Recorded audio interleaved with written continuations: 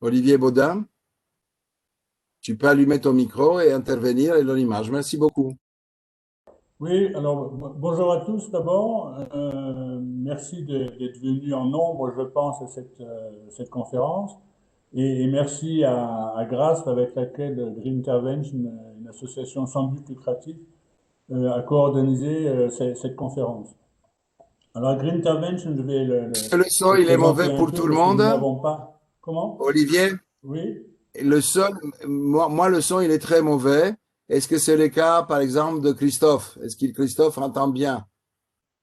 Est-ce que tout le monde m'entend bien ou c'est juste Georges qui Moi, a des j'entends bien, problèmes? moi, j'entends Moi, non. très bien. Donc c'est OK. toi, Georges, qui a des Et moi, problèmes. non, moi pas très bien non plus. Ah bon? Merci. Attendez, je vais essayer de faire mieux alors. Olivier. Parce que normalement, je suis bien entendu. Attendez. Je vais voir sur quel micro je suis. 2 secondes. Euh, Bon, j'ai coupé le son de tout le monde, enfin j'ai coupé les micros de d'accord. tout le monde, donc tu peux y aller. OK. Donc, Green Intervention est beaucoup plus jeune que GRASP. Et donc, je vais rapidement le présenter. C'est une association sans but lucratif. Et le premier principe qui nous guide, c'est la conscience de l'urgence climatique. Même si la crise sanitaire peut la mettre parfois en ce moment un peu à l'arrière-plan, cette urgence va nous rattraper très vite et selon une formule qui commence un peu à être éculée, mais enfin je vais quand même l'utiliser, il n'y a pas de vaccin contre le réchauffement climatique. Donc nous devons nous en emparer.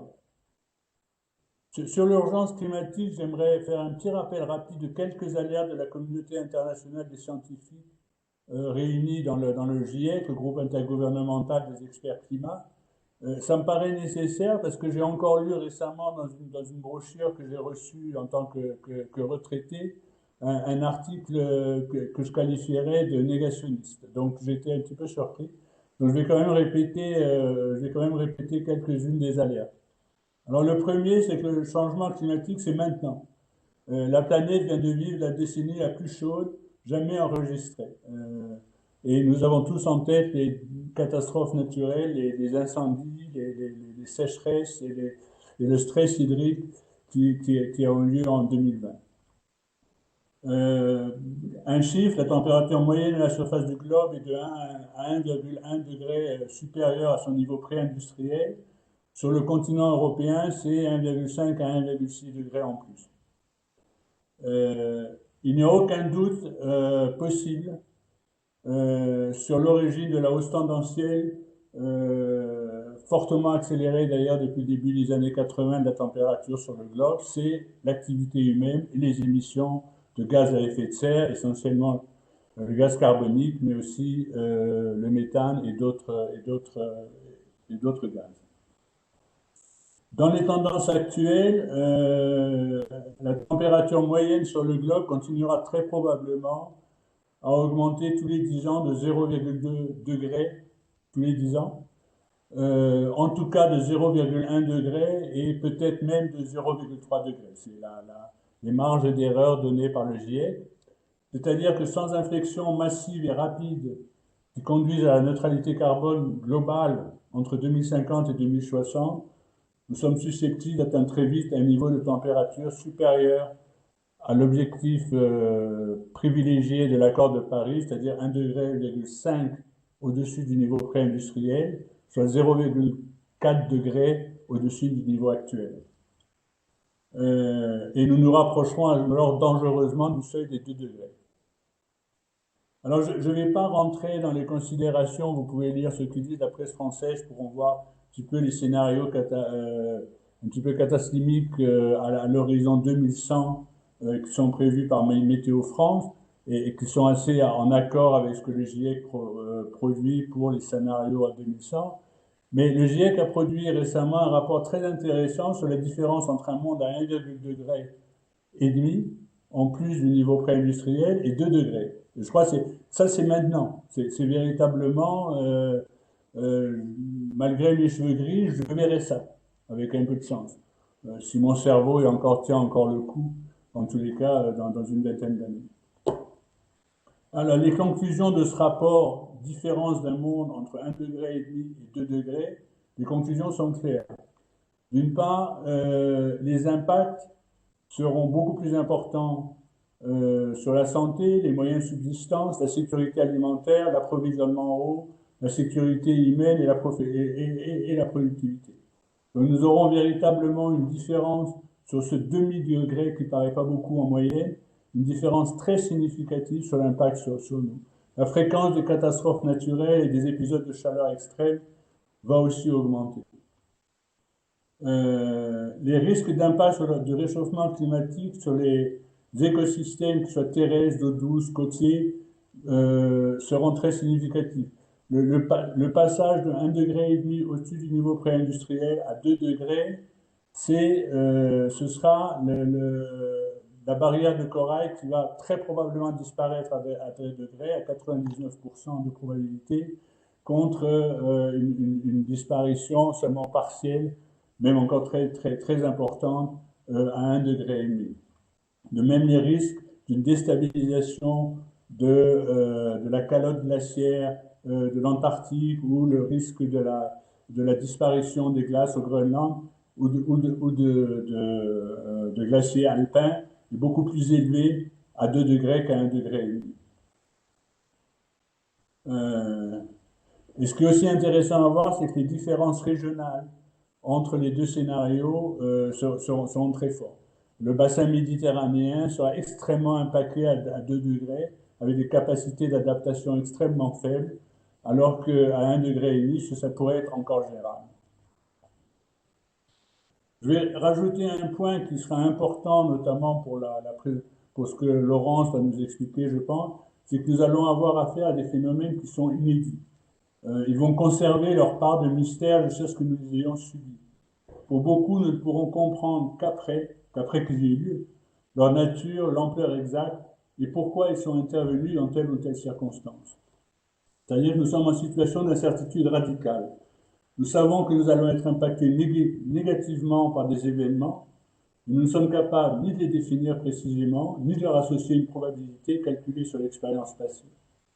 Je pense que Laurence reviendra sur ce sujet parce que ça remet en cause, en effet, complètement les modèles de financiers basés sur un modèle assurantiel sur lequel on connaît les probabilités d'événements que l'on peut définir assez précisément.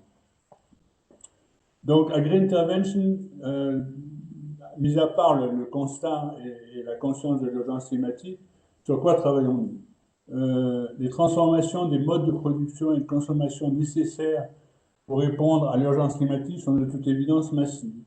Elles nécessitent que tous les acteurs poussent dans la même direction, les consommateurs, les entreprises, les collectivités locales, les gouvernements nationaux et le niveau européen. Et comment nous positionnons-nous dans ce contexte? Nous sommes convaincus que la coordination des politiques économiques, des politiques budgétaires, des politiques fiscales, sociales est essentielle et qui a lieu au niveau européen était une des conditions nécessaires du succès de la transition. Nous ne regardons pas seulement le budget communautaire ou la réglementation européenne. Nous regardons aussi et surtout comment l'exigence inscrite dans le traité d'une coordination des politiques économiques, financières, budgétaires se traduit dans les faits. Et nous sommes également convaincus que l'action des citoyens et de la société civile est nécessaire pour que cette coordination aille dans la bonne direction et crée les conditions dans lesquelles chacun ait la capacité de s'adapter aux changements qui nous attendent et aussi la capacité de contribuer à ralentir le changement climatique. C'est pourquoi nous avons 2 axes d'action. Nous voulons d'abord aider par nos actions les citoyens à décrypter les interactions entre ce qui se négocie à Bruxelles et la façon dont cela se traduit concrètement dans les politiques économiques et budgétaires nationales, et les aider à s'emparer de ces questions. Mais en même temps, en coopération avec d'autres organisations de la société civile, ils sont plus spécialisés sur les questions environnementales que nous, et moins sur les questions économiques et financières. Nous voulons influencer les principes qui régissent cette coordination et donc les marges qu'auront les politiques nationales pour lutter pour une transition juste. Donc voilà, maintenant je vais essayer de vous donner une description assez rapide de ce qu'est Green Intervention et comment nous agissons. Je vais laisser la parole à Laurence, qui je pense va intervenir en 2 phases. D'abord une phase de diagnostic, d'explication, quel est le problème exactement que pose le changement climatique à la finance et au monde de la finance. Elle pourra engager une discussion sur cette base, sur ce diagnostic, et vous pourrez poser des questions. Et dans une deuxième partie, elle expliquera les propositions qu'elle fait pour réformer les réglementations financières. Voilà, merci Laurence, c'est à toi. Voilà, c'est bon là? Est-ce que vous m'entendez? Vous m'entendez? Oui. C'est bon. Très bien. Donc, d'abord, merci beaucoup pour l'invitation, hein. Donc, je vais vous parler effectivement de ces questions finance-climat, mais pas uniquement, comme l'a dit Olivier, en quoi le climat a un impact sur la finance, mais je pense qu'il faut comprendre que la boucle va dans les deux sens, que la finance a aussi un impact sur le climat. Donc, en général, si vous voulez, les interrelations entre finance et climat, elles sont présentées autour de deux questions que l'on traite de manière disjointe. D'abord, les questions de financement de la transition écologique et donc du nécessaire réalignement des flux financiers pour être en ligne avec les accords de Paris, hein, ce qui veut dire désinvestir du brun et investir dans le vert. Et de cette manière, l'angle d'attaque, c'est la question qu'on se pose, c'est comment, d'une certaine manière, la finance est un danger pour le climat, puisque elle ne réalloue pas correctement par elle-même les flux financiers et donc elle entrave même en réalité la lutte contre le réchauffement climatique. Et la deuxième manière d'aborder les liens entre finance-climat, c'est comment les risques financiers que génère le réchauffement climatique sont systémiques, par quel type de canaux ils sont systémiques. Et vous voyez là, la problématique, c'est plus comment la finance agit sur le climat, mais c'est comment le climat agit sur la finance et déstabilise la finance. Donc en général, comment dire, ces deux angles d'attaque ne sont pas traités en même temps. Disons, la colonne vertébrale de ce que je voudrais vous raconter, c'est qu'en fait, on ne peut pas traiter indépendamment ces deux questions, parce qu'en réalité, on a un cercle vicieux qui lie les institutions financières et le changement climatique, parce que en procurant des financements peu chers et abondants aux entreprises impliquées dans la recherche, l'exploration et la production d'énergie fossile, les institutions financières rendent le changement climatique possible, voire même l'accélèrent. Et le changement climatique, en retour, génère de forts risques d'instabilité financière. Et donc, la question clé sur ces questions finance-climat, c'est vraiment comment on brise ce cercle vicieux. Et c'est cette réflexion qui va structurer un peu mon intervention. Donc, si vous voulez, les conséquences du réchauffement climatique sur la planète et sur les sociétés ne laissent maintenant plus de doute, hein, comme l'a rappelé Olivier. Hein. Ça veut dire qu'on a un avenir qui va être ponctué de canicules, de sécheresses, de désertification, de lutte entre les communautés humaines pour l'eau, pour les territoires habitables, avec des migrations massives de population, hein, des famines, des pandémies, des ouragans qui vont être plus violents, qui vont être plus lents, et donc plus dévastateur, avec un réchauffement, une acidification et une salinisation accrue des océans, ce qui veut dire que l'océan va prendre sur les terres habitables, mais également l'océan sera moins un puits de carbone, puisque ça réduit ses capacités d'absorption du carbone, ce qui veut dire qu'il faudra faire encore plus d'efforts pour réduire nos émissions, puisque la Terre pourra en capter moins et en neutraliser moins. Des inondations, pensez à la tempête Alex, hein, qu'on a vécu il y a peu. Hein.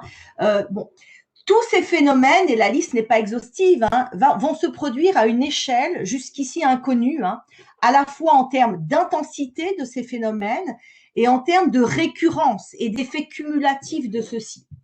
L'une des difficultés majeures auxquelles nous sommes confrontés, hein, et qu'a évoqué Olivier, c'est que l'analyse du passé est inopérante pour évaluer en termes quantitatifs, c'est-à-dire les termes sur lesquels on a l'habitude de prendre des décisions, hein, ce que sera cet avenir.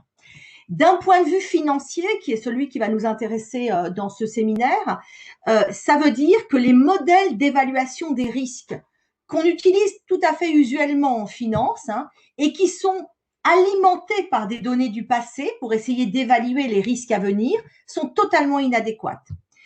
Ça veut dire qu'il faut une rupture paradigmatique quant à la manière dont on prend les décisions et sur la base de quelle information on prend les décisions.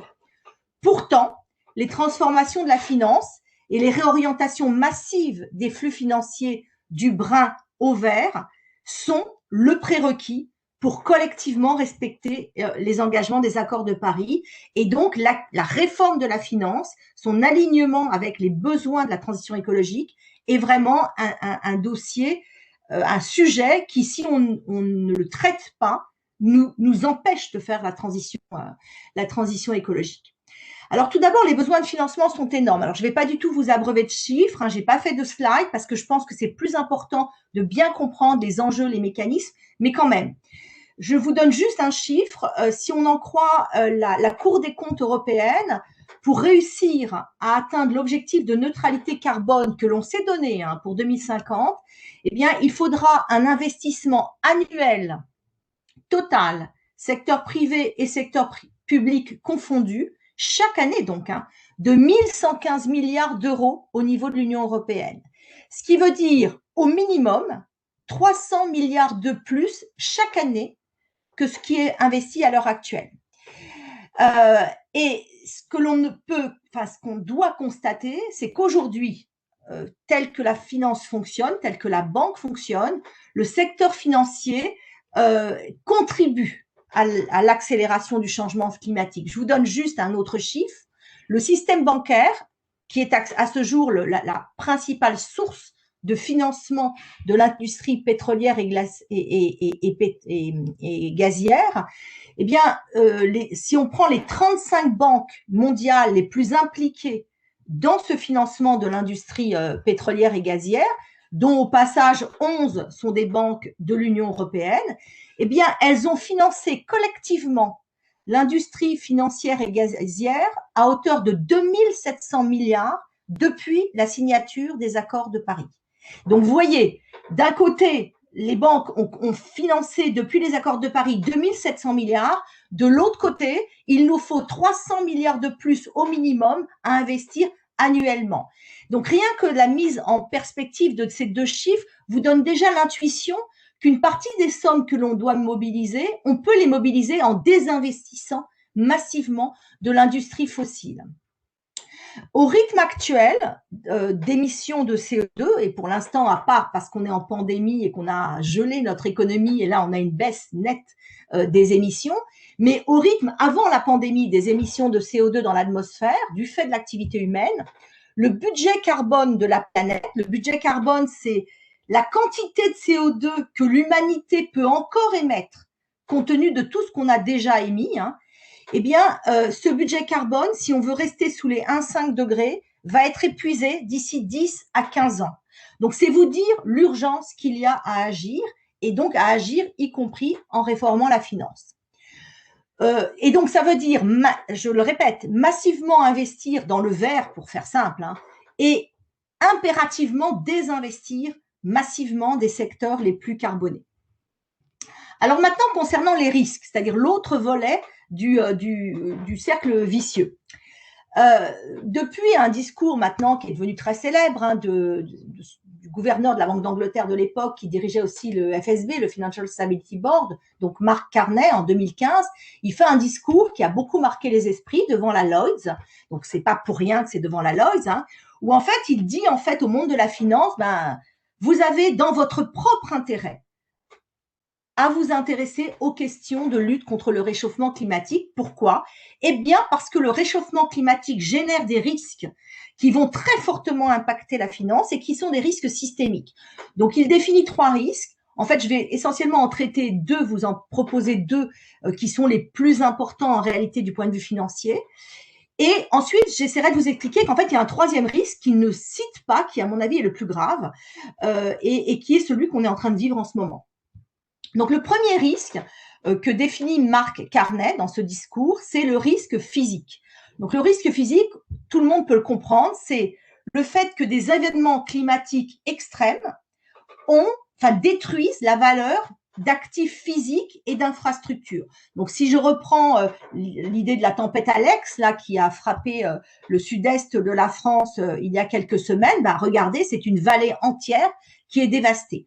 Or, l'anthropocène, c'est-à-dire l'action de l'homme sur ces écosystèmes, augmente fortement la survenue de ces événements climatiques et météorologiques extrêmes. Extrêmes, ça veut dire qui dépassent de manière statistiquement significative des niveaux de référence historiquement observés. Et donc, ça veut dire qu'on va avoir de plus en plus d'événements d'une intensité, d'une étendue, d'une durée totalement atypique. Et ça, c'est des cyclones, c'est des tempêtes, des canicules, des événements pluvieux intenses, etc. Avec des niveaux sans précédent historique. Alors, la courroie de transmission à l'économie réelle, elle est claire. Quand vous avez une tempête telle que celle qu'on a vécue et qui, avec des inondations qui détruisent des ponts, qui détruisent des entreprises, qui détruisent des habitations, eh bien, tous les assurés se retournent vers leur assureur. Et donc, quand vous êtes un assureur et que vous assurez des exploitants forestiers contre les incendies, des stations de ski contre le manque de neige et des habitants d'une vallée qui est potentiellement inondable, vous voyez bien, c'est des pertes massives et c'est des pertes qui sont largement cumulatives et qui vont aller en s'amplifiant, très corrélées entre elles. Mais ça passe par d'autres canaux. Si vous êtes une banque qui avait un portefeuille de crédit fortement géographiquement situé sur la Californie, vous êtes très très impacté par les incendies en Californie. C'est-à-dire que vous allez avoir des tas de crédits qui vont pas être remboursés tout simplement parce que ceux avec qui vous aviez octroyé ces crédits, ils ont perdu leur emploi, ils ont perdu leur entreprise. Voilà, c'est bon. Ça, c'est le premier risque. Donc là, il est assez facile à percevoir. Le second risque, c'est le risque de transition. Le risque de transition, lui, il fait référence au fait que si les États font ce qu'ils doivent faire, c'est-à-dire s'ils font une politique climatique ambitieuse. Par exemple,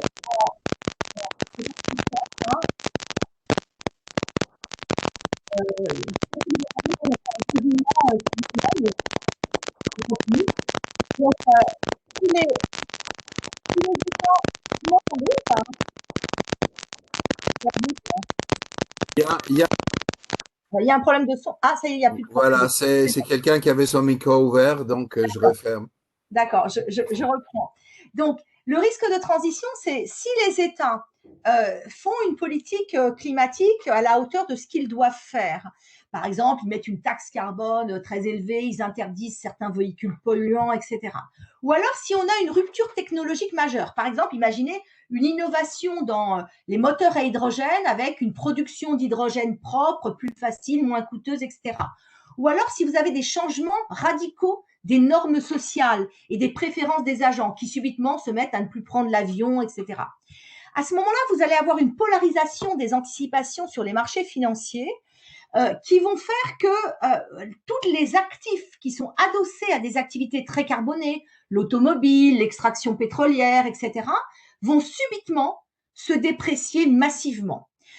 Et vous allez avoir des effets cumulatifs, et c'est ce qu'on appelle les stranded assets, c'est-à-dire les actifs échoués.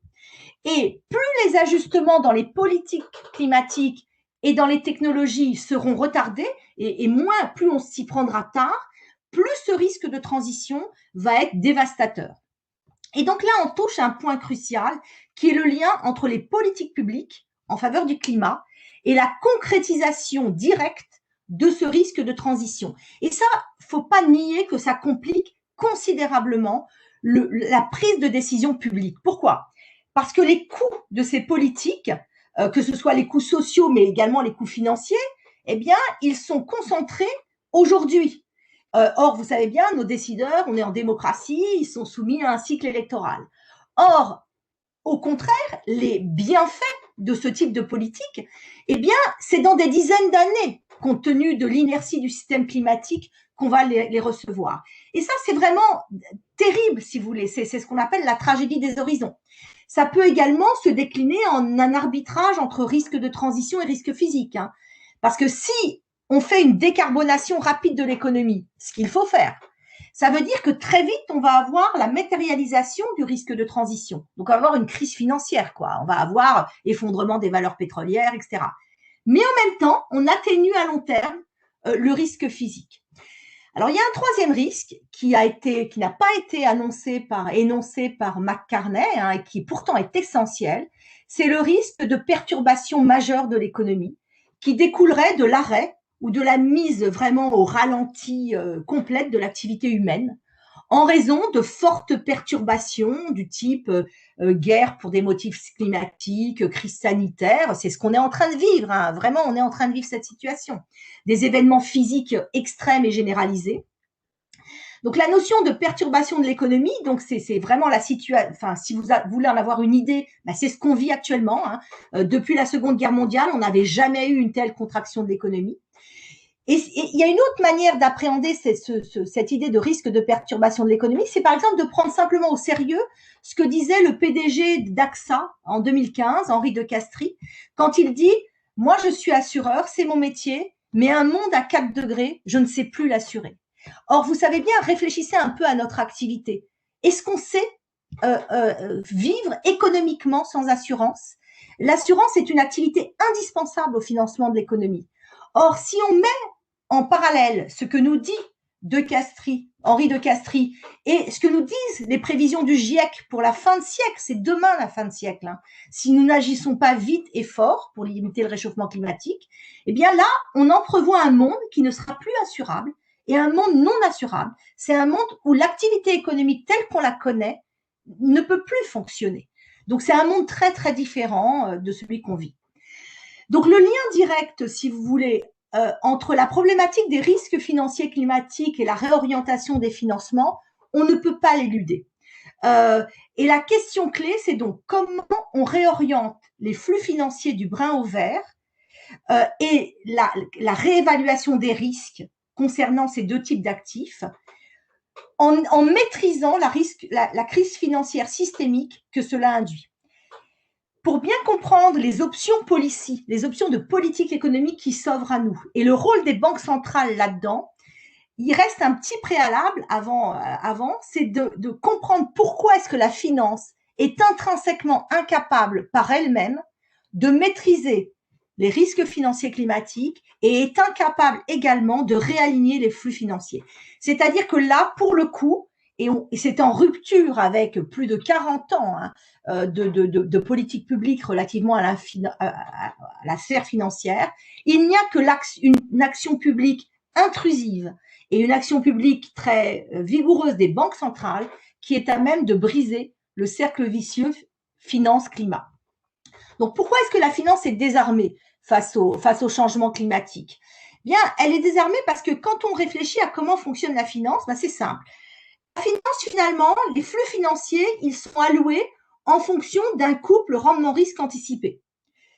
Finalement, les marchés financiers, c'est une espèce de supermarché de couple rendement-risque anticipé, à la fois pour les actifs individuels, hein, les actions, les obligations, mais également pour les formes agrégées, hein, les portefeuilles, les fonds actions, les fonds obligations, les fonds de fonds, etc.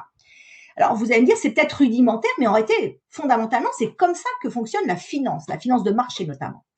Ce paradigme rendement-risque induit des comportements qui sont que, à risque donné, tel que je le perçois le risque, hein, bah, je vais choisir l'investissement qui me donne le rendement le plus élevé, et à rendement donné, eh ben, je vais choisir l'investissement qui me donne le risque le plus faible, mais le risque que je perçois.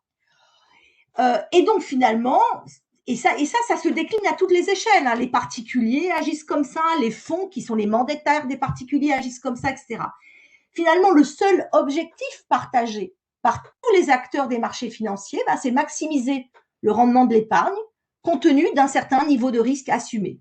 Et finalement, l'implémentation de ce principe basique, hein, d'allocation des fonds en fonction des couples rendement-risque anticipés, ben finalement, il ne diffère que par les préférences des agents, leur horizon temporel. Donc, si vous avez un bilan qui est soumis au risque de liquidité, ben vous agirez pas pareil qu'une assurance, par exemple. L'horizon temporel, est-ce que c'est un horizon long ou court? Ma tolérance au risque, voilà.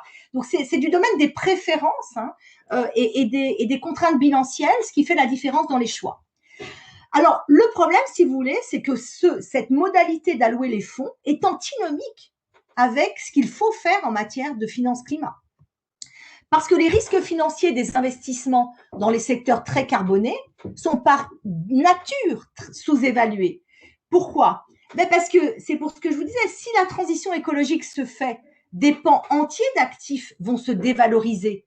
Mais ça, la finance ne peut pas le percevoir, puisque les modèles de risque qu'elle utilise sont des modèles rétrospectifs. Donc, elle ne perçoit pas ces risques. Donc, les risques des investissements carbonés sont par essence sous-évalués. Le rendement des actifs des investissements verts, lui, est très sous-évalué. Pourquoi? Et le rendement des activités très carbonées est très surévalué. Pourquoi? Eh bien parce que le rendement des investissements verts est évalué comme n'importe quel autre investissement en termes monétaires appropriables par ceux qui investissent. C'est-à-dire ceux qui investissent, ce qu'ils voient, c'est le rendement que eux vont pouvoir monétairement s'approprier, c'est-à-dire le rendement pécuniaire. Le problème, c'est que quand vous faites un investissement vert, il y a des rendements qui sont sociaux et collectifs et qui ne sont pas tarifés par les marchés. C'est quoi? C'est le fait que vous réduisez les émissions de gaz à effet de serre, hein, et ça, par définition, ce rendement-là, social, collectif, le marché est incapable de le tarifer. Donc, on a un sous-investissement du point de vue de la société dans son ensemble, dans ce qui est bon pour le climat. Symétriquement, on a un surinvestissement dans les secteurs qui sont très émetteurs de gaz à effet de serre, parce que tous les effets négatifs des gaz à effet de serre sur le climat ne sont pas du tout intégrés dans les calculs financiers qui gouvernent les investissements. Les externalités ne sont donc pas négatives, ne sont pas tarifées monétairement par les marchés et donc ne pèsent pas sur la rentabilité financière. Eh bien, quand en économie, on est face à un tel cas où vous avez un écart notable entre les rendements collectifs, sociaux et environnementaux, non appropriables monétairement par ceux qui financent, et les rendements privés qui rémunèrent le financeur, eh bien, vous êtes face à une imperfection de marché, une défaillance de marché, et l'intervention publique est légitime et nécessaire. Donc, ça veut dire que pour que la finance privée et la finance de marché participent à la réorientation des flux financiers, le seul moyen, c'est de rendre le couple rendement-risque relativement plus attractif pour le vert que pour le brun. Et ça ne peut se faire qu'en sortant du paradigme pro-marché qui domine la réglementation financière et bancaire, et ça ne peut se faire que par l'action des pouvoirs publics et des banques centrales. Donc, dit autrement, il faut pénaliser les flux financiers orientés vers l'économie fossile, et donc ça passe par une action très volontariste des autorités publiques, hein, et des banques centrales. Et c'est sur la base de ce diagnostic que l'on peut comprendre pourquoi en fait les acteurs clés dans ce jeu-là, c'est pas les acteurs privés, eux vont suivre les impulsions qui veulent leur être données par les banques centrales et par la réglementation macro-prudentielle. Donc c'est l'État et les banques centrales qui doivent avoir une action très intrusive, hein, dans la finance si on veut parvenir à réaligner les flux financiers et à maîtriser les risques financiers climatiques. Donc là, avant de passer aux options policy, je pense qu'on a prévu, il me semble, une phase de questions. Merci Laurence. Donc, comme je l'ai dit à début de réunion, je passe la parole par groupe de 2 questions. Et puis, toi, Laurence et Olivier, vous répondrez selon votre propre préférence. Bon, est-ce qu'il y a des collègues qui veulent parler? Ils peuvent allumer leur caméra et dire leur prénom et je leur donnerai la parole. Bonjour, moi je suis Laurent Tabé. Je ne te vois pas, tu peux... ma vidéo, d'accord. Oui, voilà, c'est ce qu'on a dit comme règle, si j'ose dire. Vas-y, Laurent Tabé. Oui, ça y est. En fait, c'est plutôt un commentaire. Je partage ce qui a été évoqué, mais en fait, en termes de finances de marché, il y a de plus en plus d'importance vous avez parlé des fonds, des trackers et autres outils sur les marchés. Et j'ai un article que j'ai lu il y a 2 jours sur AGFI qui date de décembre 2020, qui est la tendance ESG, Environment, Social and Governance, et que dans les collectes de tous ces fonds et indices, tout va massivement vers des produits labels, enfin des produits qui respectent le 1,5% de changement climatique.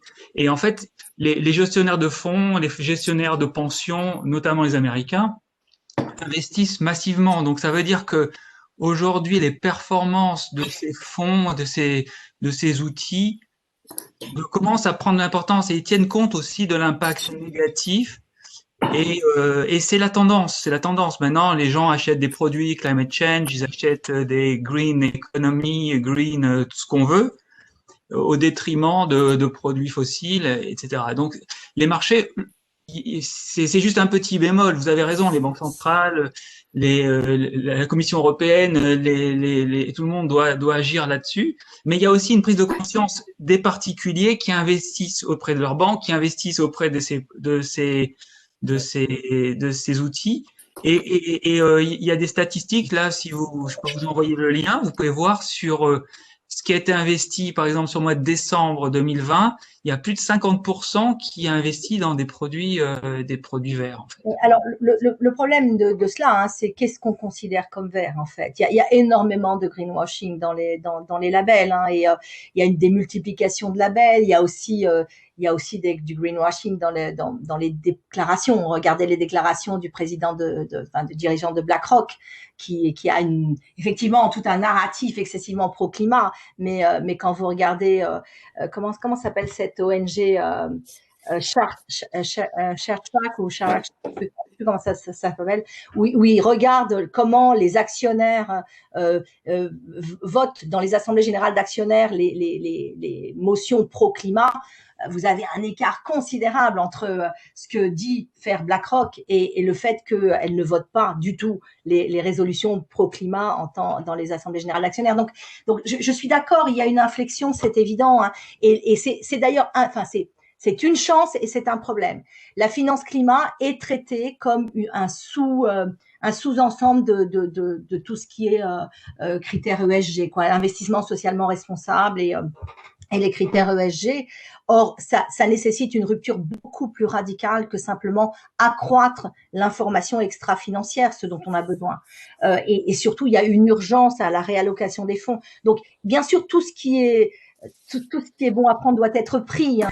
Et ces avancées, notamment avec la taxonomie, avec des principes, font partie de ce qu'il faut faire. Mais ça ne sera absolument pas suffisant pour atteindre la réallocation des fonds qui est nécessaire. Mais bien sûr, c'est une tendance de fond. C'est une tendance de fond, mais une tendance de fond qui mêle certains acteurs, notamment des banques éthiques, qui véritablement ont des stratégies d'investissement socialement responsable et excessivement rigoureuses et excessivement et d'autres beaucoup moins, quoi. Je veux dire, regardez, quand on prend best in class, bon d'accord, ça peut être green, mais best in class, ça vous permet quand même d'avoir du total, quoi. Enfin, du total ou autre, enfin, le best de la classe. Merci. Est-ce qu'il y a une autre demande d'intervention? Oui, il y a Nabil, il y a Michel Vincent qui veulent poser des questions. Commençons par Yves. Et Laurent, si vous êtes d'accord, je peux prendre deux questions par deux questions? Faites comme vous voulez. Hein, voilà. Alors, commence par Yves Gorbatov et ensuite par Vive, avant de donner la parole à d'autres. Et ensuite, il y a Christophe aussi, j'ai bien compris, qui va intervenir. Oui. Vas-y, Yves. Oui, alors je suis sur la caméra d'Yves, mais c'est Philibert à Montpellier. On est avec Jacques, le groupe d'assistants à Montpellier. Alors, merci pour votre intervention, c'était très intéressant. Moi, j'ai une aux banques qui ont investi. Ah, vous m'entendez pas? C'était haché. Pardon, je me rapproche peut-être du micro. Vous nous avez indiqué que les banques ont investi massivement dans les activités carbonées. Vous avez dit 2000 milliards d'euros. Bon. Les banques ne sont pas signataires des accords de Paris. Alors, c'est quand même. On sait maintenant que les grandes entreprises, enfin les multinationales, sont plus puissantes que la plupart de nos États. Les accords de Paris, c'est quoi? C'est finalement c'est du vent, c'est du discours. pourquoi ces grandes entreprises ne sont pas signataires des accords de Paris? Est-ce qu'on ne pourrait pas envisager un second round pour les faire signer? Là, c'est plutôt une question pour Olivier. Moi, je veux bien répondre, mais c'est plutôt une question pour Olivier, ça, non? Je sais bien, c'est ce que je dis orthogonal par rapport aux règles. Les États doivent se donner les moyens de l'obtention d'atteindre leurs objectifs. Or, ce sont en théorie les États qui ont la main pour la régulation des banques. Si on ne désinvestit pas et s'ils ne mettent pas en œuvre des régulations qui poussent les banques à désinvestir massivement, ben de facto, ils ne se donnent pas les moyens d'atteindre les 1,5, enfin de la limite des 1,5 degrés. Donc, oui, c'est un jeu, il faut se donner aussi les moyens. Je veux dire, on ne peut pas sans cesse dire les États n'ont pas les moyens. En réalité, les États ont les moyens de réguler la finance. Simplement, c'est vrai qu'on est dans un paradigme pro-marché depuis la fin des années 70, disons, qui met même l'autorégulation au cœur de la régulation, quoi. Et les prix de marché au cœur de la régulation. On a un ratio de capital pondéré par les risques où les banques utilisent leur propre modèle interne pour calculer le ratio de capital, enfin le dénominateur et donc le ratio. Donc vous voyez, c'est vraiment un paradigme en rupture totale avec l'existant qui est nécessaire pour le réalignement des fonds. Mais en réalité, ça ne répond pas à votre question. Bien. Merci Laurence. Vous coupez votre micro et on me permet à Vive de prendre la parole. Et ensuite, Olivier Baudin va répondre et vous-même, si vous le voulez. Oui. Merci. J'ai vu qu'il y a d'autres en fait qui voulaient poser une question avant moi. Si je vous ai donné la parole, donc vous la prenez. Ok, super, merci. Quant aux autres, je m'en occupe. Un commentaire très vite. En fait, une question. Je viens de voir un documentaire il y a quelques jours sur le fait que, disons, le mécanisme qui maintenant agit sur les marchés financiers. C'est assez hallucinant parce que on voyait que c'est en fait des logarithmes, non? C'est l'intelligence artificielle qui fait des transactions très vite. Il y avait un exemple d'un trader qui avait fait un software et lui-même, un jour, il n'est pas arrivé à le contrôler. Et il disait, heureusement, j'ai perdu seulement quelques millions.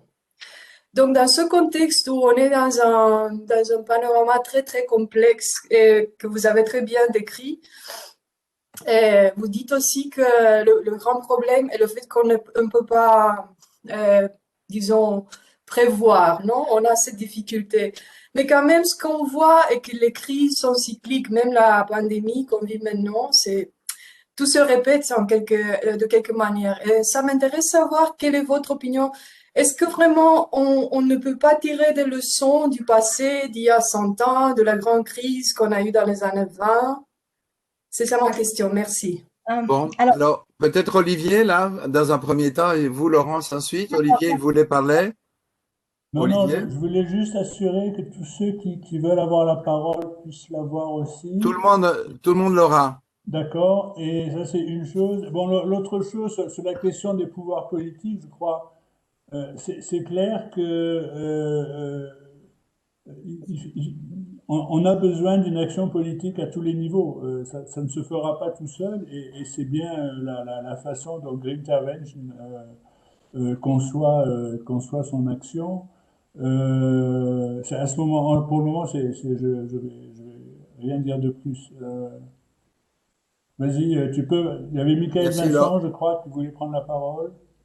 Ok, mais merci Olivier. Laurence? Alors, pour la leçon de la crise des années 30, là, vous avez tout à fait raison. Alors, pas du tout pour l'histoire de cyclicité, parce qu'en réalité, malheureusement, le réchauffement climatique n'est pas soumis à la cyclicité. Il n'y a pas de retour en arrière. À part la situation actuelle que l'on vit, il y a eu une petite baisse des émissions à chaque fois qu'il y a une crise, mais toute petite au moment en 2008, 2009. Là, on a une baisse des émissions parce qu'on met l'économie à l'arrêt, mais sinon, on a une hausse tendancielle. Donc, il y a une espèce de verrouillage, si vous voulez, qui est lié, si vous voulez, à nos systèmes techno-industriels. Donc, c'est pas cyclique. Par contre, la leçon qu'on doit tirer des années 20, et ça, c'est que les banques centrales sont capables de changer très rapidement de régime de central banking. On est passé dans les années 20 d'un régime où on avait effectivement une finance qui était très exubérante dans les années 20, avec des banques centrales qui étaient assez détachées des gouvernements, après la crise des années 30 et la Seconde Guerre mondiale, des banques centrales qui ont été les bras armés des gouvernements, qui ont fortement régulé la finance. En France, par exemple, on avait des dispositifs dans les années 50, 60 de canalisation de la création monétaire sur les secteurs qui étaient jugés prioritaires. Donc oui, ce que nous dit l'histoire, c'est qu'un régime de banque centrale et un régime de réglementation financière peut très rapidement, si on est en situation de crise majeure, de guerre, et c'est ce qu'on est en train de vivre d'une certaine manière, changer. C'est une question de volonté politique. Donc aux États-Unis, cette volonté politique a été mise en œuvre après la crise des années 30. Je ne vois pas pourquoi. Enfin, si, une des raisons, si vous voulez, c'est qui fait qu'on retarde, c'est que le réchauffement climatique, on sait qu'il va se produire, mais vous voyez, il faut qu'il soit là, il faut qu'on ait le nez dans le mur pour qu'on agisse. Et à ce moment-là, il est trop tard, quoi. On a cette espèce d'incapacité à croire ce que l'on sait, en fait. J'aimerais juste rajouter une chose à ce que Laurence vient de dire sur le rôle des banques centrales. Je crois d'ailleurs, depuis la crise de l'euro, les banques centrales, la Banque centrale européenne a changé son mode de fonctionnement. C'est-à-dire qu'elle n'est plus, elle a eu des modifications graduelles. Le whatever it takes est un changement de régime partiel. Ce que la façon dont la Banque centrale coopère actuellement avec les autorités budgétaires, et c'est reconnu maintenant dans les documents officiels des institutions européennes, il y a une coopération de fait forte qui se limite en ce moment à la gestion de la crise du Covid. Donc il y a des possibilités. Donc le central banking évolue, la fonction de la banque centrale évolue et les autorités budgétaires et les autorités politiques sont prêtes. Personnellement, il y a des débats là-dessus. Je suis convaincu que, in fine, les banques centrales finissent toujours par converger sur le politique, d'une certaine façon, à un moment donné, parce qu'ils en sont obligés. Parce qu'ils ont besoin de la légitimité politique pour agir. C'est-à-dire qu'une banque centrale ne peut pas durablement agir contre ce que les pouvoirs politiques veulent. Ce n'est pas nécessairement ce qui est bon pour la population, c'est ce que les pouvoirs politiques veulent. C'est une petite nuance. Et donc, j'ai assez bon espoir que la Banque centrale européenne va évoluer. D'ailleurs, en ce moment, elle a lancé une revue stratégique. Et en parallèle, nous avons une réforme de la gouvernance économique qui est lancée et qui a été interrompue en raison de la crise du Covid, mais qui va revenir assez rapidement à partir du moment où les règles budgétaires vont devoir de nouveau être introduites, où le pacte de stabilité ne sera plus suspendu. Et je pense que l'articulation de ces deux processus de réforme, la revue, l'évolution du central banking, du rôle de la Banque centrale dans le système macroéconomique et la réforme de la gouvernance économique, c'est-à-dire la réforme des principes de coordination des politiques budgétaires, ça va devoir s'articuler. Et je pense que c'est pratiquement ce que nous, à Green Intervention, en tous les cas, nous souhaitons pousser absolument dans cette direction. Et en même temps que les citoyens s'emparent de cette réforme, parce que c'est vraiment eux qui seront impactés. Ce seront les collectivités locales qui auront plus ou moins de possibilités de se financer pour transformer les modalités de transport. Ce seront véritablement les citoyens qui auront la possibilité de rénover leurs appartements, etc., selon la façon dont le crédit à cet effet sera mis en œuvre. Donc c'est véritablement une affaire qui nous concerne tous.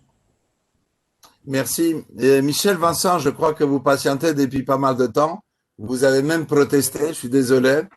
Allez-y. Merci Georges, pas de souci.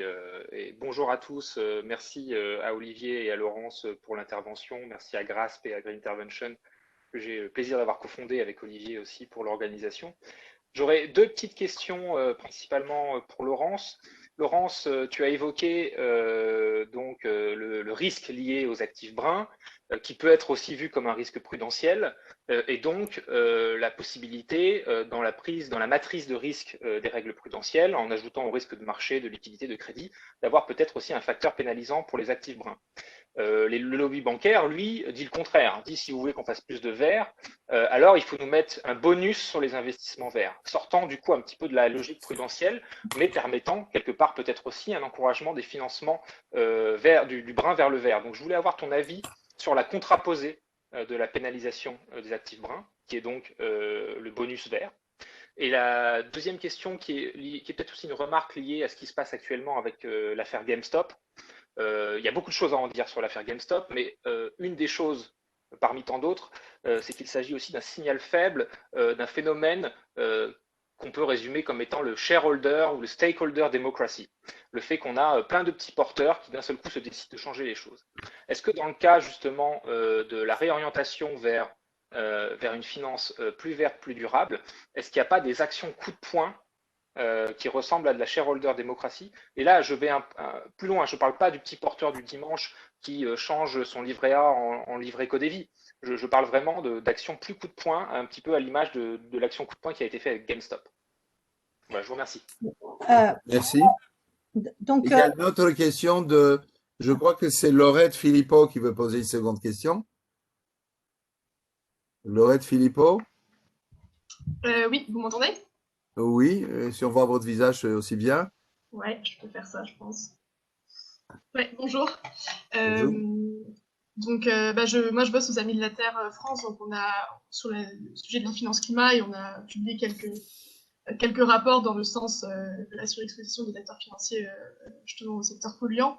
Et je voulais avoir votre avis, mais c'est pour ça que je proposais de le poser peut-être après votre présentation sur les policy action, sur la dynamique qui est engagée notamment au niveau du gouvernement français maintenant, qui est bien sûr basée sur une approche toujours d'autorégulation, mais qui est d'intervenir plus ou moins vis-à-vis des acteurs privés, des banques et des investisseurs, toujours avec une approche du coup de politique climat incitative et d'engagement volontaire, mais donc en commençant voilà, en tout cas à les interpeller sur le sujet, à commencer à poser des échéances, pousser les régulateurs à mener des premières évaluations de leurs engagements volontaires.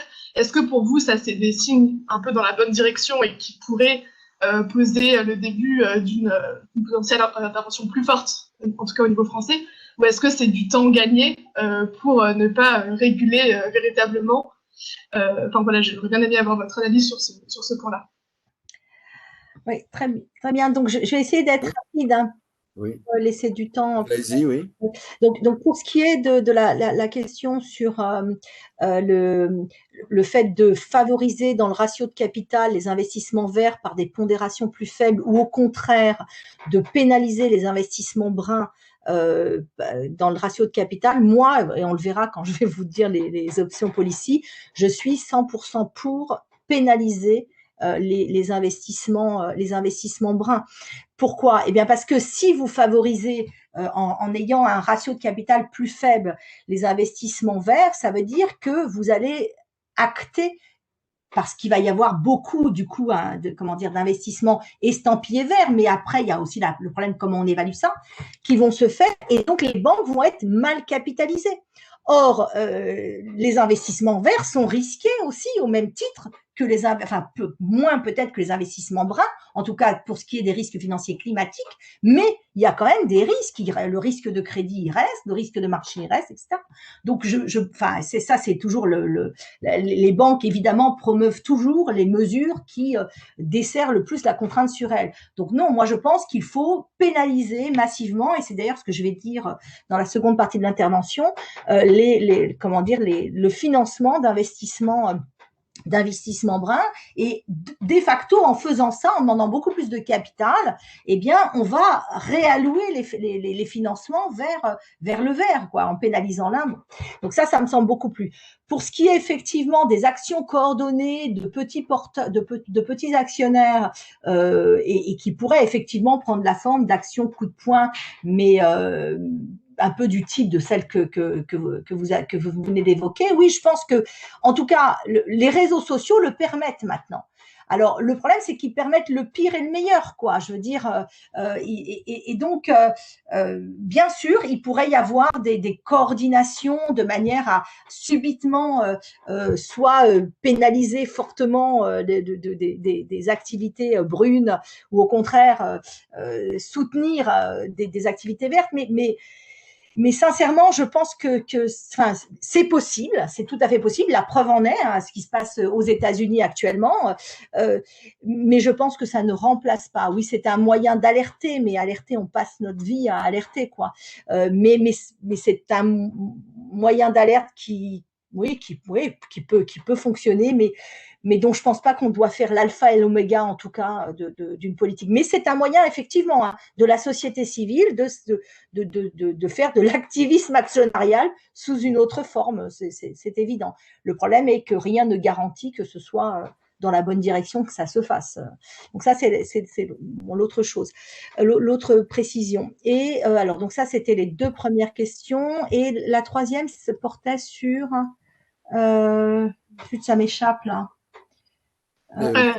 Pardon, c'était sur l'approche du gouvernement des engagements. Oui, enfin, comment dire, dans le contexte général d'action du gouvernement relative à tout ce qui est relative à la transition climatique, je pense qu'il s'agit plutôt de gagner du temps, hein. C'est un peu ce qu'on a vu également sur la loi qui était censée retranscrire les propositions de la Convention citoyenne. Tout ce qui a été acté est reporté à plus tard, hein. Je veux dire, il y a très peu de mesures immédiates qui sont prises. Le problème, c'est qu'on ne peut pas gagner de temps. Enfin, je veux dire, mais ça, je suis persuadée que vous en êtes persuadés, hein. Mais on ne peut pas gagner de temps. On n'a pas de temps à gagner. Donc clairement, mais en même temps, comme je vous le dis, on ne peut pas non plus ne pas comprendre la difficulté extrême dans laquelle se trouvent les autorités publiques face à ce problème. Ils en subiront tous les coups, politiques y compris, pour des gains, pour des générations à venir. Donc ça nécessite un altruisme intergénérationnel qui est fort, mais qui fait partie de la noblesse de l'action politique, je pense. Olivier, peut-être tu veux ajouter quelque chose? Sinon, il y a encore un intervenant. Non, je pense que peut-être on demande à Laurence Non, mais il y a juste une question de Nabil qui demande depuis longtemps. Peut-être Nabil, tu peux, et c'est ma faute de ne pas lui avoir donné, peut-être Nabil, tu pourrais intervenir avant de passer à Laurence, comme tu le suggères, Olivier. Très bien, oui, bonjour. Alors moi, c'est plus de l'ordre d'un commentaire ou d'une information, mais ce que je constate au niveau on va dire, de la réglementation bancaire en termes de sujets ESG et climat, j'ai l'impression quand même qu'il y a une tendance de fond qui se met en place, puisqu'on voit par exemple que la BCE a mis un guide sur le risque climatique, on parle de stress test climatique, l'EBA a été mandaté pour mettre en place tout un encadrement des sujets ESG autour notamment du secteur bancaire et qui poussera même à un traitement prudentiel favorable en 2025 on va dire du financement vert entre guillemets. Donc il y a quand même, j'ai l'impression, peut-être que ça va pas suffisamment vite, mais il y a quand même un changement qui se met en place. Voilà, c'est mon point de vue et mon opinion. Non, mais c'est indiscutable qu'il y a un changement qui se mette en place. Le problème est qu'il n'est pas du tout ni à la mesure en termes d'ampleur, ni en termes de temporalité. Comme je vous le disais, on a 10 à 15 ans avant d'avoir épuisé notre budget de carbone. Je vais reparler de cette histoire de 2025 là. Et je veux dire, c'est une temporalité qui ne convient pas du tout à l'ampleur du phénomène que l'on a à traiter, quoi. Je reprends la deuxième partie là de mon. Oui, s'il vous plaît, oui. Donc voilà. Allez-y. Compte tenu du temps qui est imparti, hein, évidemment, je ne vais pas traiter ces questions. On n'a pas de limite de temps, mais allez-y. Oui, non, mais bon, je ne vais pas traiter ça de manière exhaustive, bien sûr, hein.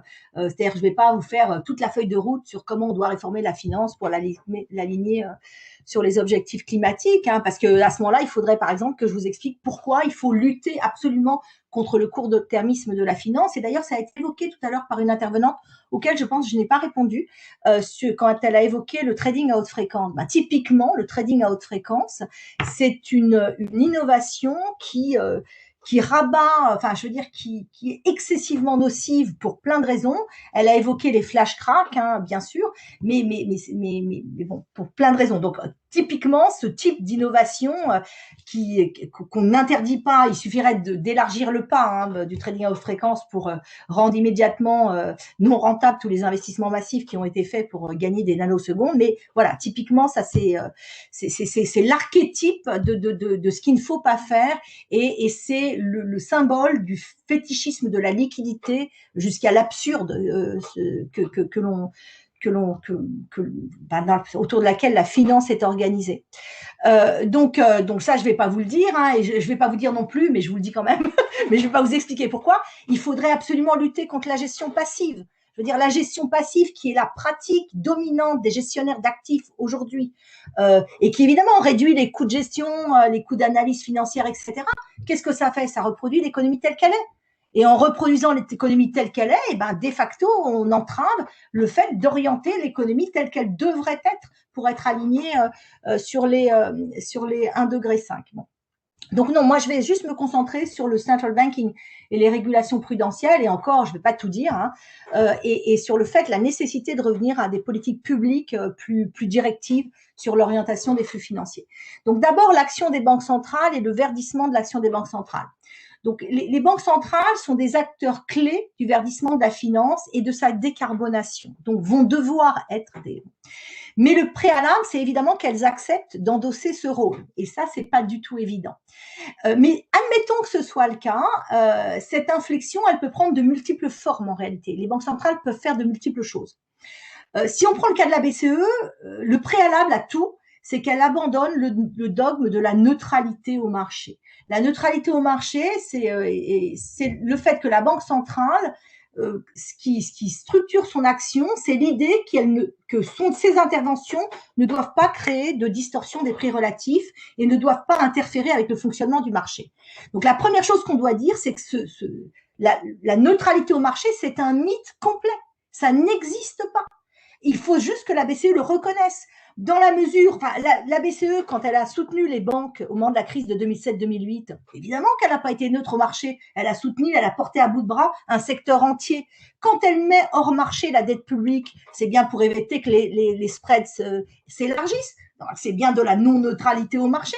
Donc, reconnaître la non-neutralité au marché et que toute action de banque centrale, que ce soit dans sa politique de collatéraux, dans son quantitative easing ou dans sa politique de refinancement, sur quelle base elle les fait, elle n'est pas neutre, elle n'est déjà pas neutre, elle n'a jamais été neutre. C'est vraiment un pur mythe, mais un mythe qui empêche d'avancer. Donc déjà, il faudrait le reconnaître. Donc, parmi les options possibles de verdissement de l'action des banques centrales, il y en a certaines qui concernent la politique monétaire non conventionnelle, hein, dans laquelle on est, disons, depuis l'après-crise de 2007-2008, hein, après la crise financière globale qu'on a vécue. Hein. Alors, par exemple, elle pourrait verdir son quantitative easing. Donc, le quantitative easing, c'est des achats fermes d'actifs financiers. Elle pourrait dire, maintenant, j'achète prioritairement ou exclusivement, quand il s'agit de titres privés, je n'achète que des titres qui sont adossés à une économie durable et une économie soutenable. Ça pourrait être également dans les facilités de refinancement à long terme. Vous savez, en Europe, il y a eu parmi les instruments non conventionnels, il y a eu les LTRO. Normalement, une banque centrale, en situation normale, elle finance à très court terme, elle refinance à très court terme les banques. Et puis, avec la crise financière, elle a introduit des opportunités pour les banques de se refinancer, mais sur des périodes de plusieurs années. Et puis ensuite, elle a ajouté un TLTRO. Le T, c'est targeted. Donc, elle finançait à plus long terme les banques qui étaient capables d'apporter la preuve, en fait, qu'elles finançaient beaucoup les PME, etc. Elle pourrait très bien avoir un G à la place d'un T, c'est-à-dire que le targeted, ce soit sur du green. Et donc, en fait, les banques qui prouveraient un engagement très fort dans le financement de projets verts, auraient un accès facilité à ce refinancement à long terme de toutes leurs activités vertes. Et puis, il y a des outils, des instruments qui peuvent concerner la politique monétaire conventionnelle. Par exemple, tout ce qui concerne les collatéraux. Vous savez, pour les banques, c'est hyper important leur accès à la liquidité parce qu'une banque, ça a un bilan qui est vulnérable au choc de liquidité. Et donc, quand une banque va se refinancer à la Banque centrale, quand elle veut avoir de la liquidité auprès de la Banque centrale, elle apporte un collatéral, une garantie. Et ce garantie, si elle apporte un titre qui vaut 100, la Banque centrale, elle lui donne pas 100. La Banque centrale, elle lui donne 95, 90, voilà. Elle applique une décote. Ben, elle pourrait très bien décider, si c'est un actif brun, eh ben, pour 100, je vous donne 40. Et si c'est un actif vert, eh bien, pour 100, je vous donne 90 ou 95, peu importe. Si vraiment c'est très différencié comme ça, ben, forcément, vous changez considérablement les conventions de marché, en fait, sur les actifs. Donc, évidemment, c'est pas neutre au marché, on est bien d'accord. Hein. Mais l'objectif, c'est justement ça, de ne pas être neutre au marché. Hein. Et donc, les conventions de marché pourraient être complètement bouleversées, hein, et notamment dans l'évaluation des risques, parce que c'est un signal qu'elle enverrait au marché.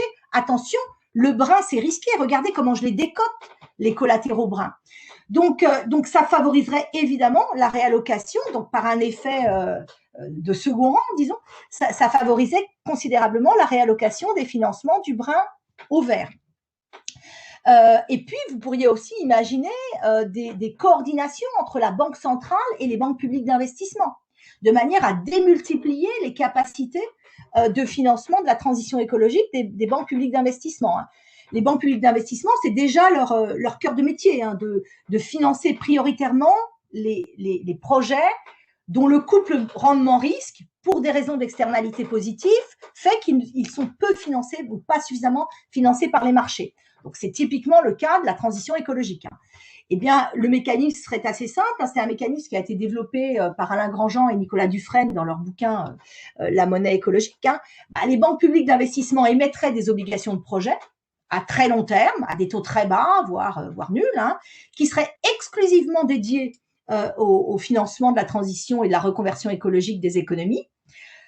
On aurait une négociation entre ces banques publiques d'investissement et la Banque centrale pour que la Banque centrale leur achète dès l'émission ces titres et dès lors, bah, vous démultipliez considérablement le potentiel d'investissement et de financement de ces banques publiques d'investissement, hein, qui disposeraient de toutes les liquidités requises pour financer la transition écologique. Donc voilà, en gros, ce qu'une banque centrale peut faire. Maintenant, du point de vue de la politique macro-prudentielle verte. Donc, compte tenu des délais extrêmement courts que l'on a avant que le budget carbone de la planète ne soit épuisé, le fait de différer l'action, c'est-à-dire d'agir tardivement, c'est comme si on n'agissait pas, compte tenu de l'inertie du système climatique. Or, les délais que l'on s'est donnés sont incompatibles avec l'urgence à agir. Le plan d'action fixé en 2019 par les co-législateurs européens à l'autorité bancaire européenne, eh bien, c'est de procéder à une évaluation de la situation et de leur revenir avec des conclusions en 2025, en juin 2025. Cette lenteur, elle est totalement inappropriée à la situation, d'autant plus qu'en 2025, pour des raisons que je vous ai déjà expliquées, hein, qu'on ne peut pas quantifier véritablement ces risques, eh bien, l'évaluation quantitative ne pourra pas se faire du fait de l'incertitude radicale. Et donc, on va quoi? On va dire, vous revenez en 2030. La seule approche qui est cohérente avec les connaissances scientifiques sur les effets catastrophiques du réchauffement climatique, ça serait de mettre en œuvre une politique prudentielle climatique parallèlement, simultanément, à la constitution des savoirs sur la nature et sur les dynamiques des risques financiers climatiques. Parce que si nos connaissances aujourd'hui sont limitées, en revanche, on sait avec certitude que le prix de l'inaction à court terme, ça sera le renforcement des désastres climatiques. Si nos modèles sont incapables de précisément quantifier les coûts financiers notamment, en revanche, on sait que ces coûts seront massifs et on sait que ces coûts sont potentiellement non bornés, c'est-à-dire potentiellement illimités, compte tenu des effets de boucles de rétroaction positive qui caractérise dans le système climat le franchissement des barrières planétaires et donc des limites planétaires. Et donc, si vous voulez, la simple reconnaissance des savoirs scientifiques qui font consensus, hein, ceux du GIEC, sur les effets matériels du réchauffement climatique, sur les points de basculement, sur les changements irréversibles, parce qu'il n'y a pas de marche arrière sur le système climatique qu'ils induisent, même si notre savoir sur la conversion de ces risques matériels en risques financiers, notre savoir est insuffisant, ça doit nous conduire à appliquer le principe de précaution dans la structuration de la politique macroprudentielle. Et de ce point de vue, la crise sanitaire, je ne vais pas dire est une aubaine parce qu'on en souffre tous, hein, mais peut nous aider. Peut nous aider parce que dans sa dimension financière, d'une certaine manière, elle préfigure certains aspects des risques financiers liés à la crise climatique. En particulier, contrairement à la crise de 2007-2008, les risques là, ils viennent pas de la sphère financière. Les risques, ils viennent de la sphère réelle. Parce qu'on a mis à l'arrêt volontairement des pans entiers de l'économie pour préserver la santé humaine. Or, la politique prudentielle telle qu'elle est structurée aujourd'hui, que ce soit la microprudentielle ou la macroprudentielle, elle donne une place très importante aux prix qui se forment sur les marchés financiers. Elle donne une place très importante aux mesures du risque qui elles-mêmes reposent sur des mécanismes de marché, comme par exemple la volatilité. Or, les risques financiers climatiques sont systémiques. Par contre, ils s'ancrent dans l'économie réelle, ils ne s'ancrent pas dans la finance. Et donc, si vous voulez, ils ne peuvent pas être gérés par des mesures qui viendraient des prix et de la volatilité qui se forment sur les marchés. Donc, tout cela plaide pour l'élaboration de règles prudentielles qui prennent acte de la nécessité de fonder la régulation du système bancaire et du système financier plus uniquement sur le fonctionnement des marchés financiers, mais sur des instruments dont l'efficacité est garantie même en cas de dysfonctionnement grave de la logique marchande. D'une certaine manière, si vous voulez, il s'agit de réencastrer la finance dans l'économie réelle par ce type de réglementation, alors que ça prendrait beaucoup de temps, mais la finance s'est complètement désencastrée de l'économie réelle depuis une quarantaine d'années. Donc, je ne vais pas être exhaustive, mais je vais vous donner quelques exemples. Par exemple, on pourrait, dans le cadre existant de la réglementation prudentielle, on pourrait reconnaître que les pondérations pour les risques financiers climatiques ne peuvent être que conventionnelles et donc ne peuvent être qu'imposées par les régulateurs. Donc, l'approche standard, pour ceux qui connaissent un peu ces histoires, et dans une logique top-down pour orienter les flux du brun au vert. En réalité, ça, c'est faisable dans le cadre actuel du règlement CRR, Capital Requirement Regulation, qui prévoit que les pondérations plus élevées peuvent être appliquées dans des situations où le risque de perte ne peut pas être évalué précisément, mais quand sa survenue est certaine. Ça, c'est l'article 128 du règlement. Et c'est à ce titre que Finance Watch, donc une ONG qui travaille sur ces questions, préconise une pondération à 150% pour les expositions aux actifs fossiles existants. Par ailleurs, si on admet que les nouvelles expositions aux combustibles fossiles, pas les existantes, c'est-à-dire par exemple tout ce qui relève de la prospection de nouveaux gisements, eh bien ça accélère le changement climatique, puisque simplement si on va chercher dans la terre ce qui est déjà valorisé au bilan des industries extractives, donc ce qui est déjà valorisé par les marchés, on est déjà sur une trajectoire 3-4 degrés. Donc évidemment, continuer à prospecter, c'est une aberration. Il faut laisser dans le pétrole, dans la terre, le pétrole dont on sait qu'il est là et qu'on a déjà valorisé. Donc prospecter en plus, c'est accélérer le changement climatique. Donc ça veut dire qu'il ne faut pas traiter de la même manière les expositions anciennes et les nouvelles expositions. Et donc, il faut différencier. Et c'est pour ça que dans le même rapport, Finance Watch propose, et ça c'est permis dans le cadre existant par l'article 501 du règlement, que la pondération soit choisie de telle manière que sur les nouvelles expositions, donc notamment tout ce qui relève de la prospection de nouveaux gisements, eh bien, ce soit financé uniquement par des fonds propres. Et ça veut dire une pondération dans le ratio de capital à 1250%. 1250 fois 0,08, ça fait du 100%. Donc, on ne finance que par fonds propres.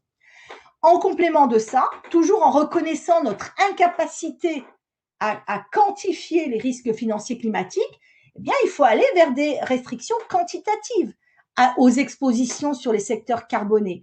Et donc, par exemple, appliquer des ratios de levier sectoriels. Un ratio de levier, c'est comme un ratio de capital, mais sans pondération par les risques. Et donc, limiter l'endettement excessif sur des catégories d'actifs adossés à des secteurs intensifs en carbone. On pourrait également imaginer des planchers, des plafonds maximum de crédit, selon le caractère vert, brun ou neutre des activités financées. Alors ça, si vous voulez, c'est un retour à quelque chose qui existait dans le passé. C'est la réactivation de canalisation, d'outils de canalisation des financements vers des secteurs qu'on considère comme prioritaires, au détriment de secteurs qu'on considère comme moins soutenables et dont on veut que la finance se désengage. Donc, ce type d'instrument est très intéressant parce qu'il présente l'avantage de s'atteler aux deux dimensions du cercle vicieux dont je vous ai parlé au départ, et donc des interconnexions finance-climat. Et ça, c'est vraiment totalement occulté par les travaux des banques centrales qui sont vraiment focalisés sur la question des risques systémiques. Donc, si vous voulez, cette proposition de canalisation des financements vers les secteurs, les bons secteurs pour le climat, ça revient finalement à cibler la création monétaire des banques sur la transition écologique. Alors qu'actuellement, les banques, dès lors qu'elles respectent leurs règles prudentielles, elles peuvent tout financer. Elles peuvent financer ce qu'elles veulent dès lors qu'elles respectent les règles prudentielles. Elles n'ont pas de contraintes sur ce qu'elles financent. Et d'ailleurs, c'est pour ça qu'elles produisent tellement de mauvaises dettes. C'est-à-dire, qu'est-ce qu'elles financent massivement, les banques? Elles financent des actifs déjà existants. C'est-à-dire, elles financent de l'immobilier et elles financent des prises de position sur les actifs financiers. Donc, elles financent des bulles en réalité, puisqu'elles financent des marchés de stock. Elles financent très peu des investissements nouveaux. Et donc, en faisant ça, en plus de ça, elles créent de l'instabilité financière parce qu'elles créent de l'interdépendance entre dérive du crédit et bulles immobilières et boursières. Donc, si vous voulez, cette réactivation d'outils qui existaient avant la libéralisation financière semble une très bonne option. On a organisé la reconstruction avec ce type d'outils. Ça mériterait une attention plus grande. Donc voilà, je m'arrête là parce qu'il est déjà 55. Et merci beaucoup de votre attention. Merci. Et Olivier, est-ce que tu souhaites faire un commentaire ou une intervention avant de donner la parole aux collègues? Oui. Une intervention qui répond d'ailleurs à une question que vit. Parle plus fort un peu, Olivier. Comment plus fort? Un peu plus fort. Ça va comme ça? Vous m'entendez bien? C'est toi, moi. Je sais pas. Est-ce que tout le monde... Oui, on t'entend bien, vas-y. Ok, donc je vais juste dire quelques mots et qui est aussi une réponse à ce que Vive a posé comme question. Je crois que ce que Laurence a montré sur la partie prudentielle, c'est l'importance du politique. C'est-à-dire que la réglementation prudentielle dépend en réalité du politique et dépend de décisions prises au niveau européen par le Conseil et par le Parlement. Donc, et de son application, évidemment. Mais l'orientation des applications, ce sont, à mon avis, les politiques qui doivent le donner. Et la même chose vaut pour tout ce qui concerne la création monétaire et la politique monétaire. Je crois que ce qu'une banque centrale fait, c'est ce qui sera cohérent avec les attentes du politique. Je pense que pour que la Banque centrale européenne, notamment, puisse commencer à financer des obligations vertes ou faire de la création monétaire soit bénéfique à des investissements dans la transition écologique, il faut que le politique valide ce qui est un investissement dans la transition écologique. Et je pense qu'une banque centrale n'est pas véritablement en mesure, n'a pas la légitimité non plus pour faire cela. En revanche, ce qui est exact, c'est que le politique doit se poser la question de quels sont les investissements qui méritent d'avoir un financement privilégié. Si c'est dans le cadre, par exemple, du pacte de stabilité, quels sont les investissements qui pourraient être déduits des déficits pertinents pour le calcul des déficits excessifs? C'est un exemple parmi d'autres. Quels seraient si on imagine une création monétaire directe, les investissements qui bénéficieraient d'une création monétaire directe par la Banque centrale, ou quels sont en effet. Donc je pense que le politique a un rôle essentiel à jouer là-dedans, et je ne pense pas qu'on puisse surcharger en effet les banques centrales sur ce plan. Donc la relation entre le pouvoir politique, d'une part, et la Banque centrale est essentielle. In fine, les banques centrales sont des agents du politique, des agents qui veulent leur indépendance, qui prétendent être indépendants, mais qui en réalité, in fine, dépendent du politique. Voilà ce que je voulais simplement ajouter. Merci beaucoup. Olivier, la parole donc aux participants qui se lancent en prononçant son nom et en apparaissant l'image. Je regarde aussi le chat. On dit beaucoup, je dis aux intervenants, bravo, excellent, excellent, excellent, très intéressant. Et merci encore. Donc voilà. Mais est-ce qu'il y a quelqu'un qui veut intervenir? Moi, je veux bien, je sais pas si... Oui, vous m'entendez là, hein? Oui, Jacques, oui. Alors, en utilisant le nouveau vocabulaire de la pandémie, là, je dirais on a compris qu'il fallait mettre en œuvre des stratégies d'émergentielles, et donc des stratégies extrêmement complexes. Alors, dans l'équation actuelle entre climat d'un côté et finance de l'autre, il y a un autre paramètre, c'est le paramètre social. Et ce qui est inquiétant, c'est de voir que des décisions qui ont été prises, par exemple celles qui ont été prises il y a 2 ans par le gouvernement français sur les taxes sur les produits pétroliers, nous ont amené tout de suite à une quasi-insurrection, quoi. Et donc là aussi, il y a ce que vous disiez tout à l'heure, c'est-à-dire que les effets de certaines mesures qui sont des mesures pro économie verte, hein, ont des impacts immédiats, alors que des impacts qui peuvent être perçus négatifs immédiatement, alors qu'elles ont des effets positifs sur le long terme. Donc comment gérer ça tout en maintenant, je dirais, une acceptabilité par la société? Merci. Laurence, je sens que tu as envie d'intervenir tout de suite, alors vas-y. Non.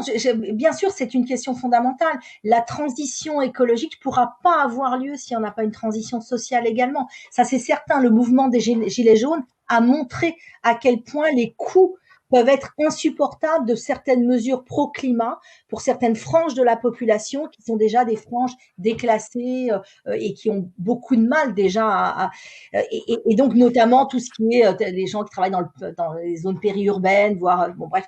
Donc ça veut dire que enfin évidemment là on sort complètement du périmètre de cette conférence, mais il est évident qu'il faut une réflexion politique, et c'est vrai qu'on est vraiment à un âge, je pense, d'un retour en force du politique, hein, enfin, faut espérer.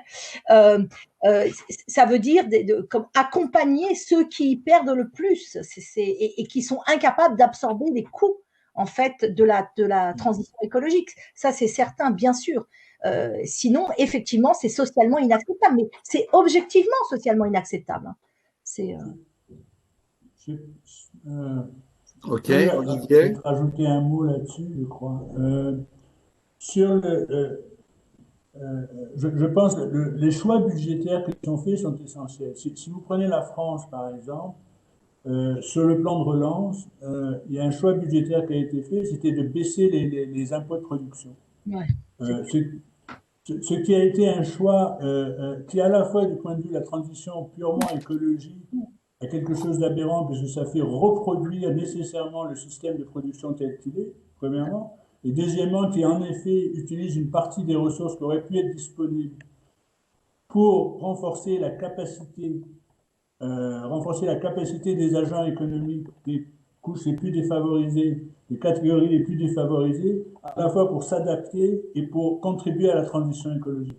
Je crois beaucoup au concept pour la question de la justice sociale, de la définition de politique publique en termes de mise en capacité de contribuer à la transition et de mise en capacité de s'adapter au choc. Et donc, je pense qu'il est essentiel que les politiques publiques soient maintenant progressivement pensées dans ce sens-là et pas seulement en termes de compensation. Il ne s'agit pas de compenser des perdants, il s'agit de mettre tout le monde en capacité. Que ce soit des agriculteurs, que ce soit des catégories populaires qui ont besoin de mobilité, etc. Donc c'est penser les politiques publiques dans ce sens-là qui va permettre de concilier, je pense, la transition écologique et la transition sociale. Merci. Est-ce qu'il y a d'autres demandes d'intervention?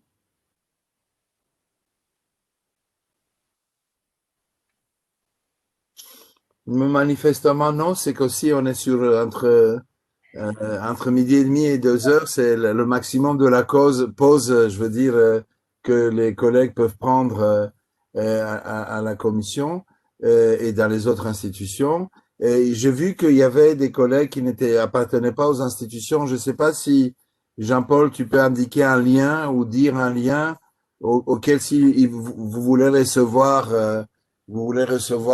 comment dire, la revue. Est-ce qu'on a une indication à donner, Jean-Paul, et pour s'inscrire sur notre fichier pour recevoir la revue? Oui, tout à fait. Je vais mettre l'adresse sur le chat. Oui. Ah, voilà, c'est facile. https://grasp.com. N'hésitez pas parce que j'ai vu aujourd'hui qu'il y avait des débats qui venaient de plusieurs lieux et de plusieurs origines. Et finalement, les débats concernant de la Je te coupe, Georges, c'est pas grasp.com, c'est grasp.eu, évidemment. On n'est pas, pas commercial. On est... Non, mais là, il y a marqué, tu as vu ce qui est écrit dans le chat? Oui, mais bon, c'est faux. Et qu'est-ce qu'il a mis? Il a mis comme, voilà, maintenant il a corrigé. Donc tu me reprends comme si c'est moi qui avais écrit comme. Bon, d'accord. Non, je te reprends pas, je signale simplement qu'il y a une erreur dans le chat, voilà. Voilà, très bien, c'est merci. corrigé maintenant. Et donc, manifestement, les débats qu'on a à l'intérieur de la fonction publique, c'est des débats qu'on peut avoir avec le reste de la société, en partenariat aussi avec le monde académique, de la recherche, le monde associatif, syndical. Et donc, vous verrez dans la dernière page, disons, de la revue, combien sont divers les intervenants dans nos conférences. Je pense qu'il faut préserver des lieux de réflexion critique, européenne, écologique. Et donc, merci beaucoup, Laurence et Olivier, de nous avoir présenté ce thème très important qui a manifestement intéressé beaucoup le présent. J'ai bien peur que certains aient retenu le jeudi au lieu du mardi. Et donc, bon, ils auront le plaisir de vous lire. Et puis, on fera une vidéo aussi qu'on vous soumettra. D'accord? Merci, Laurence. Merci beaucoup. Merci beaucoup. Merci à vous tous. Au revoir. Merci, Laurence. Au revoir. Merci à tous et bon après-midi. Merci. Bon après-midi, Georges. Salut, Jacques.